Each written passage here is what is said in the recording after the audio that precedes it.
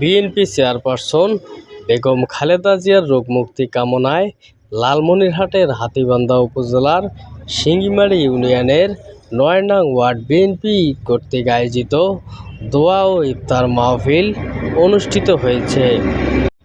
Singimari union BNP নেতা আব্দুল মোতালেব ও মানিক মিয়ার নেতৃত্বে ৯ নং ওয়ার্ডে সাধারণ মানুষ ও বিএনপি নেতাকর্মীদের সাথে নিয়ে এ দোয়া ও ইফতার মাহফিল অনুষ্ঠিত হয়।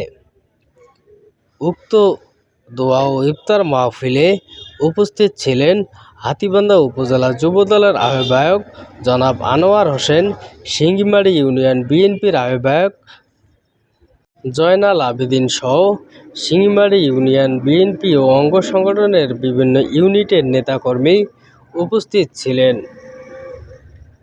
এ সময় বক্তব্য রাখেন সিঙ্গিমারী ইউনিয়ন বিএনপির অন্যতম নেতা জনাব আব্দুল মোতালেব, সিঙ্গিমারী ইউনিয়ন বিএনপির আহ্বায়ক জয়নাল আবেদীন ও মানিক মিয়া।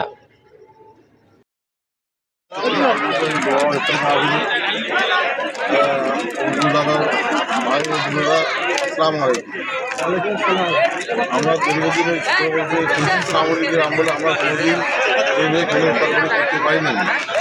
আজকে আমাদের করতে পেরেছি, এই জন্য আমরা আমাদের আলহামদুলিল্লাহ। আর এখানে তো বক্তব্য সমানে আমাদের নেতৃত্ব ওনাদের নির্দেশে আয়োজন করেছে, সবাইকে ধন্যবাদ।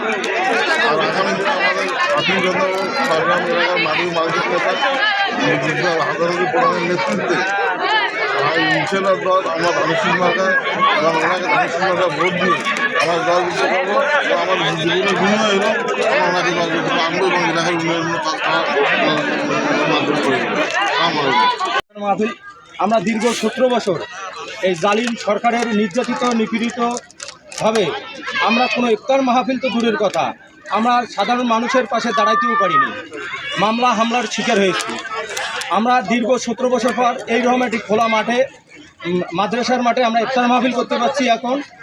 এই কারণে সবাই আমরা বলি আলহামদুলিল্লাহ, আমাদের এই তৌফিক দান করে যে আমরা ইফতার পার্টি করতে পারছি এই জালিম সরকার বিদায় হওয়ার পর। এই বলে আমি আমার কথা সংক্ষিপ্তটা এখানে শেষ করছি। আসসালামু আলাইকুম। সিঙ্গিমারী ইউনিয়নের ইফতার মাহফিলের দ্বিতীয় দিনে ৯ নম্বর ওয়ার্ড ইফতার মাহফিলের আয়োজন করেছে। আজকের এই আয়োজনে মোটামুটি উপস্থিতি খুবই ভালো। আমরা গতকালকে ১ নম্বর থেকে ৮ নম্বর পর্যন্ত মোটামুটি ৮টি ওয়ার্ডে ইফতার অনুষ্ঠান শেষ করেছি। ৯ নম্বর ওয়ার্ড ধারাবাহিকতায় আজকে ৯ নম্বর ওয়ার্ডে ইফতার মাহফিলের মাধ্যমে সিঙ্গিমারী ইউনিয়নের ইফতার মাহফিল শেষ হবে।